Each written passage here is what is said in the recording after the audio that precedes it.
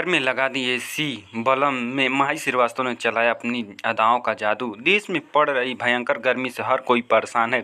इस समय घर के बाहर निकलना एक सजा से कम नहीं है। लोगों को गर्मी से राहत के लिए अब पंखे भी काम नहीं कर रहे हैं। ऐसे में भोजपुरी अभिनेत्री माही श्रीवास्तव ने गर्मी से बचने के लिए अपने पति से एसी की डिमांड कर डाली।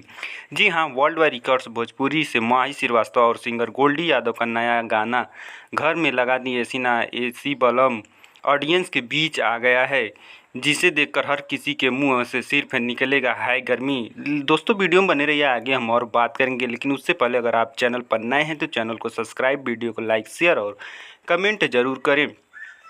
अब माही श्रीवास्तव की डिमांड पूरी करने के लिए सिंगर गोल्डी यादव भी उनका भरपूर साथ दे रहे हैं। सिंगर गोल्डी यादव की मधुर आवाज़ में गाया हुआ और एक्ट्रेस माही श्रीवास्तव के शानदार अभिनय से सजा बहुत ही प्यारा भोजपुरी लोग घर में लगा द ना एसी बलम दर्शकों की जुबान पर आते ही चढ़ गया। इस गाने में जहां माही श्रीवास्तव अपनी अदाकारी से गर्दा उड़ा रही हैं, तो वहीं गोल्डी यादव अपनी गायकी का जादू चला रही हैं।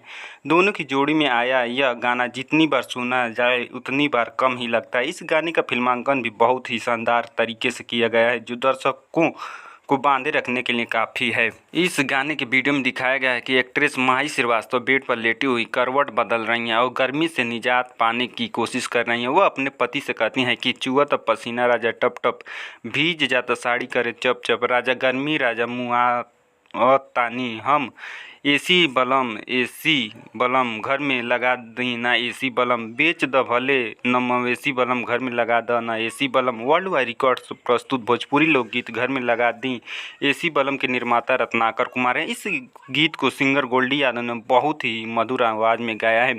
इसके वीडियो में माही श्रीवास्तव सबका मन मोह रही है। इस गाने को गीतकार गौतम राय काला नाग ने लिखा है, जबकि संगीतकार विकास यादव ने मधुर संगीत दिया है।